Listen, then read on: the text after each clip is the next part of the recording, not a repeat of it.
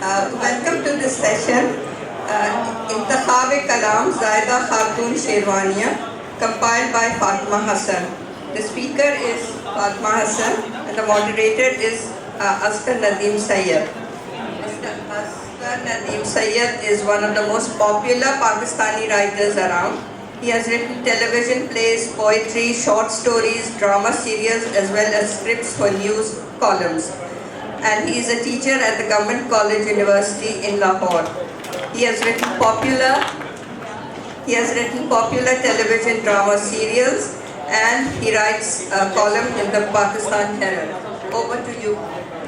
Thank you. بہت شکریہ خواتین و حضرات. یہ سیشن بک لانچنگز کا ہے تو اس میں آدھا گھنٹہ ہے ہمارے پاس کہ ہم زیر شین جن کو نام زاہدہ خاتون شروانیہ ہے ان کے کلام کی تحقیق فاطمہ حسن نے کی، جس پر آپ کو پی ایچ ڈی کی ڈگری ملی، اور پہلی بار یہ کلام لوگوں تک پہنچا، سامنے آیا اور ان کے متعلق، ان کی زندگی کے متعلق اور اس دور کی سماجی اور سیاسی زندگی کے بارے میں معلومات حاصل ہوئی. یہ کام فاطمہ حسن نے کیا جو یقیناً بہت بڑا کام ہے. تو اس کام کا ایک حصہ یوں ہوا کہ آکسفورڈ یونیورسٹی پریس نے ایک سیریز لوک ورثہ اردو ورثہ کے نام سے جاری کی، جس میں ایک مختصر کلام ان کا اس کتاب میں پیش کیا گیا. اس سلسلے کی اور بھی کتابیں لانچ ہو رہی ہیں، جس میں کل کشور نحیف کی کتاب کا ایک منتخب کلام ان کا اس شکل میں موجود تھا اور اس میں بھی بات ہوئی. تو میں سمجھتا ہوں کہ اگرچہ میرے معلومات کے مطابق وہ تھیسس چھپ چکا ہے، جی چھپ چکا ہے اور لوگوں تک پہنچ چکا ہے. پیرزادہ قاسم صاحب اور ستیہ پالانند صاحب موجود ہیں اور احباب موجود ہیں جو یقیناً اس بارے میں بہت ہی اچھی رائے رکھتے ہیں. تو میں تو اس میں بات زیادہ نہیں کروں گا کیونکہ فاطمہ حسن کا کام ہے، تو وہ آپ سے کلام کریں گی، وہ بتائیں گی ان کا کیا کلام کی خصوصیات کیا ہیں اور کس طرح وہ کلام سامنے آیا. شکریہ اسکر ندیم سید. آپ نے اچھا تعارف پیش کیا. آپ یہاں پہ جو لوگ بیٹھے ہوئے ہیں ہمارے سینئرز ہیں، ڈاکٹر ستیہ پالانند صاحب اور پیرزادہ قاسم صاحب، تو اس کے چشمدید گواہ ہیں کیونکہ یہ ریسرچ اسی وقت ممکن ہو سکی جب یہ وائس چانسلر تھے کراچی یونیورسٹی کے. اور جب میں نے کام شروع کیا تھا شاعرات پر، لیکن جب میں نے ان کا نام دیکھا زاہدہ خاتون شروانیہ کا اور ان کا کام دیکھا، ان کی شاعری دیکھی اور ان کے کام کی جہتیں دیکھی، جو جس سیاسی، سماجی اور نسائی شعور کے ساتھ وہ لکھ رہی تھی اپنے عہد کے، اور اس میں نہ صرف وہ لکھ رہی تھی بلکہ عملی اور فکری وابستگی کے ساتھ مالی تعاون بھی کر رہی تھی، قلمی تعاون بھی کر رہی تھی، اور اپنے ارد گرد کے لوگوں کو بھی اس بات پر مائل کر رہی تھی کہ وہ اپنے عہد کے مسائل سے نبردآزمہ ہونے میں مدد دیں، اور اثر انداز ہو رہی تھی اس عہد پر، جس کا ثبوت اس عہد کے رسائل ہے، اور میں نے یہ تحقیق ان رسائل کی روشنی میں کی ہے. تو یہ سب کچھ جب میں نے پیرزادہ صاحب کو بتایا تو انہوں نے مجھے اس بات کی اجازت دے دی کہ میں اپنا ٹاپک زاہدہ خاتون شروانیہ تک محدود کر دوں، اور اس کے بعد میں علی گڑھ گئی جہاں ان کے سارے رشتہ دار موجود تھے، اور یہ ایک طرح سے فرسٹ ہینڈ ریسرچ تھی کیونکہ سورس سے میں نے سب کچھ لیا. تو یہ نہیں تھا کہ یہ کوئی ایسا کام ہے جو پہلے ہوا تھا، مگر اس سے ہونا چاہیے تھا. اس سے سب سے بڑا جو مسئلہ میرے سامنے تھا کہ اردو ادب کی تاریخ میں خواتین کیوں نہیں ہے. ایسا تو نہیں ہے کہ کسی عہد میں بھی ادب خواتین لکھنے والوں سے خارج ہو. میں یہ خانہ نہیں بنانا چاہتی. جب ہم فیمنزم کہتے ہیں تو یہ مقصد نہیں ہوتا کہ یہ عورت کی تحریر ہے، عورت کے لیے ہے، عورت کی طرف سے ہے، بلکہ یہ دیکھتے ہیں کہ سماج میں برسوں سے جو غلط مفروضات قائم ہیں عورت کے لیے کہ وہ بیوقوف ہے، وہ جاہل ہے، وہ ناقص العقل ہے، وہ کمزور ہے، یہ مفروضے گڑھ لیے گئے ہیں، وہ یہ کر سکتی ہے، وہ یہ نہیں کر سکتی، وہ یہ لکھ سکتی ہے، یہ وہ نہیں لکھ سکتی، اور اگر وہ لکھ دیا جو کہ ان کے خیال میں نہیں لکھنا چاہیے تو پھر وہ قابل سنگسار ہے، اور وہ سنگساری جو ہم سے پہلے کی لکھنے والیاں برداشت کر رہی تھی. میں فہمیدہ کو دیکھ رہی تھی کہ ان بدن دریدہ کیا آئی کہ ان پہ لفظوں کے ہی نہیں عملی پتھر بھی آنے لگے. تو لیکن مجھے نہیں لگتا تھا کہ اس میں کوئی ایسی بات ہے، بلکہ وہ تو ایک عورت کی چیخ تھی اس رویے کے خلاف جس کو لوگوں نے گالی بنا دیا. وہ تو احتجاج کر رہی تھی اور اس کو ان لوگوں نے اپنی انا کا مسئلہ بنا دیا. تو میں نے اور پھر میں دیکھ رہی تھی کہ ایک ہم نئے شعور کے ساتھ اپنے نئے عہد کے مسائل کے ساتھ لکھ رہے ہیں، اور اس کو معنی ہماری جو لفظیات ہیں اس کو عجیب عجیب معنی دیے جا رہے ہیں.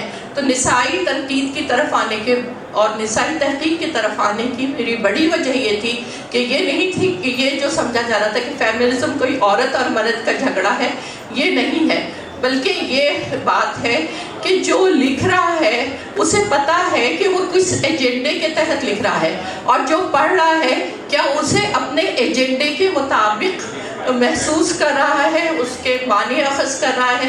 کہ اگر یہ ایک عورت بھی لکھ رہی ہے اور اس سماجی ایجنڈے کو مستحکم کر رہی ہے جو برسوں سے رائج ہے اور غلط ہے، تو پھر وہ فیمنسٹ نہیں ہو سکتی، خواہ کتنی بھی بڑی لکھنے والی ہو. اسی طرح اگر ایک مرد لکھ رہا ہے، وہ ناقد بھی ہے اور وہ یہ سمجھ رہا ہے کہ جو تحریر اب تک آئی ہے جو اس عورت نے لکھی اس کے غلط معنی نکالے جا رہے ہیں اور اس کی پھر ری انٹرپریٹیشن ہونی چاہیے، تو وہ پھر نسائی شعور کو سمجھ کر لکھ رہا ہے اور وہ نسائی ناقد ہے، نسائی تنقید لکھ رہا ہے. یہ سمجھانا تھا. اس کے لیے میں نے نہ صرف اس طرف نسائی تنقید کی طرف کام کیا بلکہ ان خواتین پر بھی کام کیا جو لکھتی رہی تھی. اب جیسے زاہدہ خاتون شروانیہ نے سن 1915 میں وہ نظم لکھی جو عورت کا شکوہ تھا. اور آپ کو یہ بھی بتاؤں کہ ان کے کنٹمپریری علامہ اقبال تھے، ان کے کنٹمپریری حالی تھے، شبلی تھے، اور جوش کے لیے وہ لکھتی ہیں کہ روح ادب میرے ہاتھ میں ہے اور میں دیکھ رہی ہوں کہ اردو جو بیچاری غریب زبان ہے اس کے سرمایے میں کتنی اچھی شاعری آ رہی ہے اور یہ لڑکا بہت دور تک جائے گا. اور وہ اس وقت یہ بھی لکھتی ہے کہ خوشی کی بات ہے کہ یہ صرف 26 برس کا ہے. اس وقت خود ان کی اپنی عمر بھی 26 برس تھی جب انہوں نے اپنی ڈائری میں یہ سب کچھ لکھا. اور پھر انہوں نے کسان پر اور انہوں نے بیل پر اور انہوں نے مزدور پر نظمیں لکھی. تو یہ ایک ایسے دماغ، ایسا ذہن، ایسی نابغہ روزگار ہستی ہماری تاریخ میں، ادب کی تاریخ میں موجود تھی، مگر اس کا ذکر کیوں نہیں ہو رہا تھا. وہ رسائل میں سارے جتنے اس وقت کے لکھنے والے ہیں انہوں نے ان کے وفات پر لکھا کہ یہ ایک بہت بڑا ذہن تھا. علامہ اقبال نے لکھا کہ اگر وہ عمر طبعی پاتی تو میری ہم پلہ ہم اثر ہوتی. راشد الخیری نے تعریف کی. ممتاز علی نے کہا کہ میں سمجھتا تھا، مولوی ممتاز علی نے جو ان کے ناشر بھی تھے، میں سمجھتا تھا کہ میرے مشن کو آگے بڑھائے گی. پھر ان کا ذکر کیوں نہیں ہوا، ان پر تحقیق کیوں نہیں ہوئی؟ اس وجہ سے کہ وہ پردے میں رہنے والی خاتون تھی. تو میں نے اپنا فرض سمجھا کہ اب جب ہم لکھنے والیاں پورے کھل کر سامنے آ گئے ہیں اور سماج ہمیں اجازت دے رہا ہے کہ ہم ٹاپک پہ لکھیں، تو یہ میرا فرض ہے کہ ہم ان پر کام کریں. بہت اچھی باتیں ہیں. ابھی ہمارے پاس جو وقت ہے تو ایک تو یہ کہ آپ کوئی ان کی تحریر، کوئی ان کی نظم، تاکہ جو شاعری کو وہ نہیں پڑھ سکے ان کو کچھ اندازہ ہو کہ اس وقت کا طرز احساس کیا تھا. اور کنٹمپریری جن کا آپ نے ذکر کیا جو اس وقت ینگ تھے، اور علامہ اقبال تو خیر وہ تو بہت بڑا امپیکٹ رکھتے تھے، یا اور حالی شبلی، تو اس میں ہو سکتا ہے کہ سننے والوں کو محسوس ہو کہ یہ اس وقت کی سینسیبلٹی ہے. میں ان کی ایک نظم جو سب سے زیادہ مجھے پسند ہے وہ میں پہلے سنانا چاہ رہی ہوں کیونکہ انہوں نے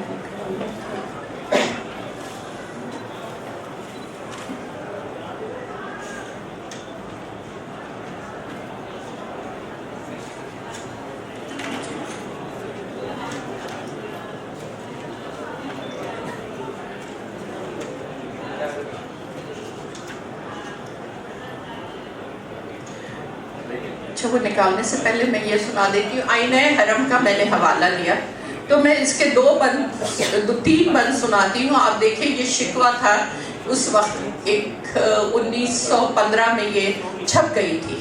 تو آپ یہ سوچیں کہ 1894 عیسوی میں پیدا ہوئی تھی اور وہ ایک نوجوان لڑکی تھی اور انہوں نے شکوہ کیا تھا. میں نے مانا کہ خاموشی ہے بیاں سے بہتر، لب خاموش لب شہد فشاں سے بہتر، صبر شیون سے شکیبائی فغاں سے بہتر، دل ہے اسرار کے رہنے کو زباں سے بہتر، پر ہر ایک شے کے لیے حد ہے مقرر آخر، ضابطۂ شکوہ ہو کب تک دل مستر آخر، بھائیوں آہ رہے سینے میں مدفوع کب تک، دل ہی دل میں گلائے تالے واجو کب تک، دل ہی دل میں گلائے تالے واجو کب تک، آستی سے ہو نہا دیدہ پرخو کب تک، غم کو پوشیدہ رکھے خاطر محضو کب تک، حال دل کیوں نہ کہے منہ میں زباں رکھتے ہیں، ہم بھی پہلو میں دل اور جسم میں جان رکھتے ہیں. دل کو ارماں کے زنے ہند کا کچھ حال لکھو، دل کو ارماں کے زنے ہند کا کچھ حال لکھوں، تب حیراں کہ میں الفاظ کہاں سے لاؤں، میں پریشاں کے پشیماں نہ کرے وقت زبوں، ہاں کہیں بات پر آئی ہے کہوں یا نہ کہوں، آ گیا لب پہ مگر ذوق تکلم سے سخن، منہ پہ آئی بھی کہیں رکتی ہے اے مشفق من. یہاں تک تو انہوں نے اپنی یہ بنایا. پھر کہتی کیا کہوں کیسے علم دیدہ و ناشاد ہیں ہم، خستہ جور ہے ہم کشتہ بیداد ہیں ہم، خستہ جور ہے ہم کشتہ بیداد ہیں ہم، تختہ مشق سنا بازی صیاد ہیں ہم، آدمی کاہے کو ہیں پیکر فولاد ہیں ہم، آدمی کاہے کو ہیں پیکر فولاد ہیں ہم، بے حس و بے حرکت و بے بس و صرف گندہ ہیں، بچہ در دست جواں مردہ بدست زندہ ہیں. ہم کو کیا علم کے کیا شے ہے مزہ دنیا کا، نہ یہ معلوم خوشی نام ہے کس چڑیا کا، آہ بے جرم ہمیں صنف قوی نے تاکا، آہ بے جرم ہمیں صنف قوی نے تاکا، تختہ مشق بنایا ستم بیجا کا، آج انسان کے فضائل سے ہیں دونوں محروم. دیکھیں کتنی بڑی بات کہی ہے انہوں نے. آج انسان کے فضائل سے ہے دونوں محروم، ایک تفسیر جہول ایک ہے تفسیر ظلم، ایک تفسیر جہول ایک ہے تفسیر ظلم. تو یہ خواتین کے بارے میں یہ 60 بند کا شکوہ ہے جو انہوں نے لکھا ہے. لیکن یہ حیرت انگیز خاتون تھی. اور ایک نظم میں آپ کو وہ سنانا چاہ رہی ہوں جو انہوں نے یہ بہت خوبصورت ہے. یہ ہے مصطبہ قدرت میں شاعر کا نغمہ مستانہ. کوہسار پری کس کے لیے میرے لیے ہے، کوہسار پری کس کے لیے. اب یہ دیکھیں اس وقت یہ اس شاعرہ نے انگریزی نہیں پڑھی تھی، لیکن کسی بھی اس عہد کے انگریز شاعر سے آپ اس کا مقابلہ کر لیجئے. کوہسار پری کس کے لیے میرے لیے ہے، ذوق نظری کس کے لیے میرے لیے ہے، منظور زمیں کو ہے میری تازگی چشم، منظور زمیں کو ہے میری تازگی چشم، سبزے سے ہری کس کے لیے میرے لیے ہے، سبزے سے ہری کس کے لیے میرے لیے ہے، پتے گلے سرخ اوس ہیں در لالو زمرد پتے گلے سرخ اوس ہیں در لال زمرد دولت یہ دھری کس کے لیے میرے لیے ہے برف سے ملبوس سرے کوہ صنوبر چاندی یہ کھری کس کے لیے میرے لیے ہے برف سے ملبوس سرے کوہ صنوبر چاندی یہ کھری کس کے لیے میرے لیے ہے مہر لب شاعر دل لالا میں بنی داغ مہر لب شاعر دل لالا میں بنی داغ بریا جگری کس کے لیے میرے لیے ہے مستانہ ہے جو سبزے کے قالین پہ خرامہ یہ وہ کبک دری کس کے لیے میرے لیے ہے. اور اس طرح ان کی یہ نظم پورے جتنے بھی مناظر قدرت ہیں ان کی نشاندہی کرتی جاتی ہے. اور پھر کسان پہ مزدور پہ تو ہے لیکن ایک نظم جو حیرت انگیز ہے اور جو آج کی بھی لگتی ہے اور یہ انہوں نے سپاس نامہ اردو بحضور بانی جامع عثمانیہ یہ لکھی تھی. اور یہ صرف اردو کا شکوہ نہیں ہے, یہ ایک لڑکی لکھ سکتی تھی. اس میں ایک لڑکی بھی آپ کو نظر آئے گی, ایک خاتون کے جذبات بھی. میں شانے سے در گزری آئین سے باز آئی. اب یہ دیکھیں یہ لگ رہا ہے جیسے آج ہی کی ہے.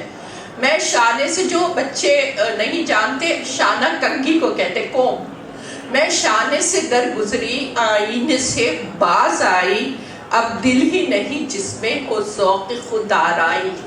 ہر چند کے صورت میں ہوں نور کی مورت میں, ناظر نہ ہو جب کوئی کس کام کی زیبائی.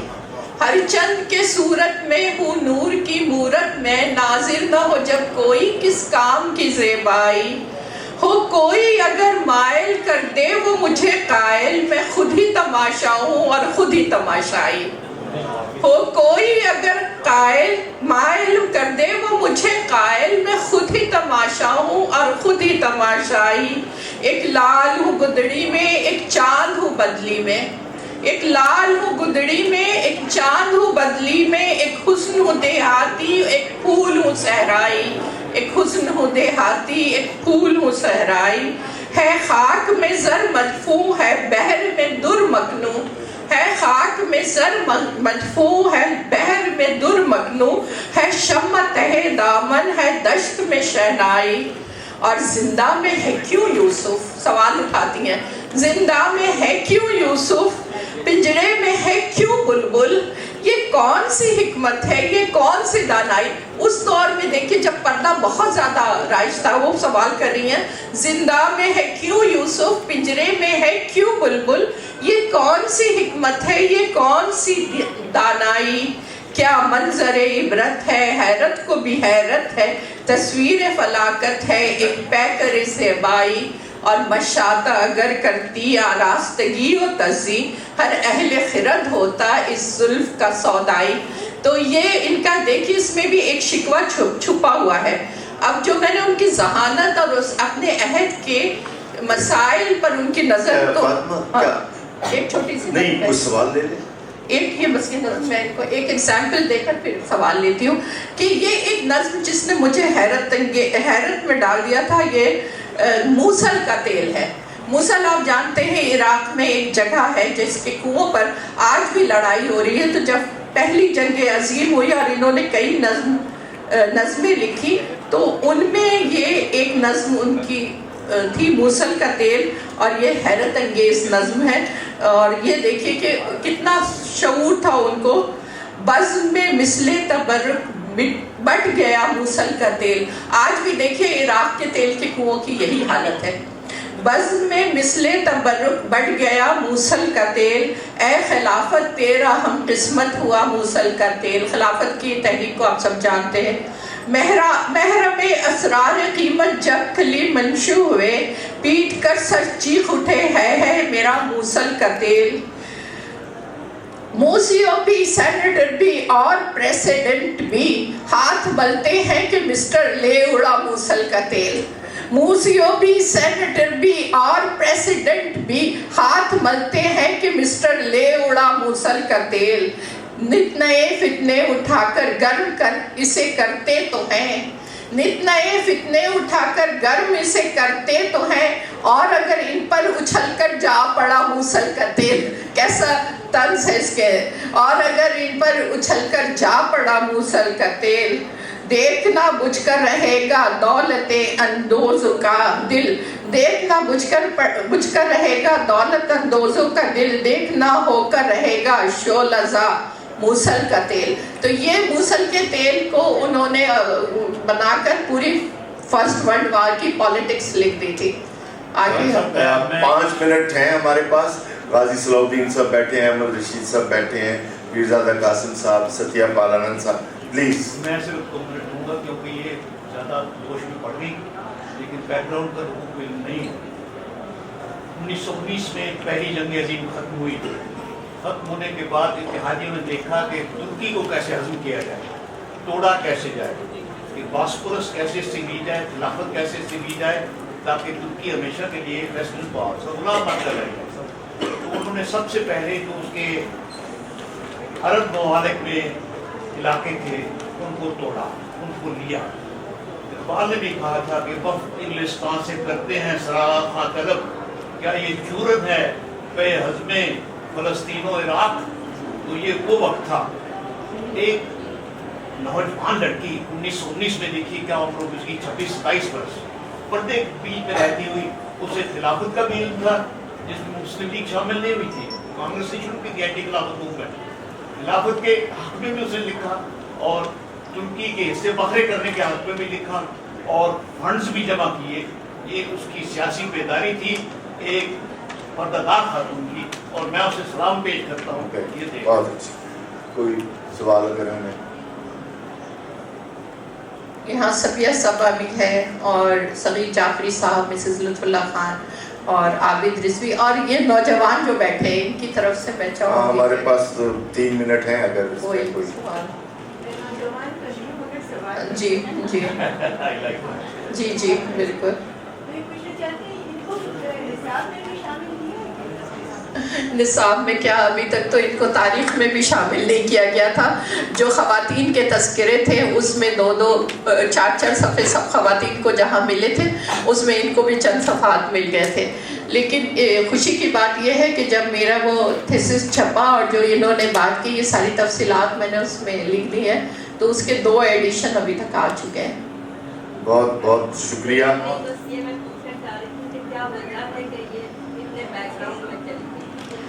खातून होना, क्योंकि वो अपने जी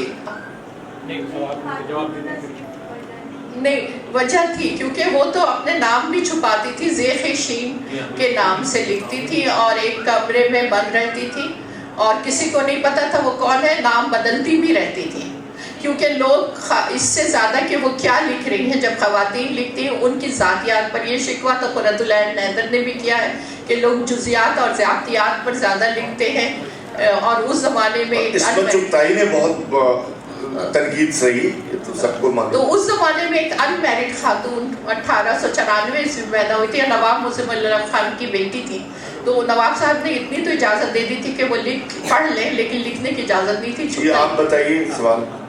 सवाल मेरा ये है कि एक शेर था जिसमें कि सिंफ़े कभी आया, सिंफ़े कभी आया, तो जो है वो क्या ये ऐसा नहीं है कि फेमिनिज्म की बात करें और आप सिंफ़े कभी कहें तो गोया आप पहले ही आप उसको मान रहे हैं? ये जब लिख रही थी उस वक्त फेमिनिज्म नहीं था। उस वक्त हमें उस वक्त ख़वातीन को अभी भी कहा जाता है सिंफ़े नाजुक। तो उन्होंने तो तंज से कहा है, हाय बेजुर्म हमें सिंफ़े कभी ने ताका। जी आप बच्चे आप जी आप सवाल।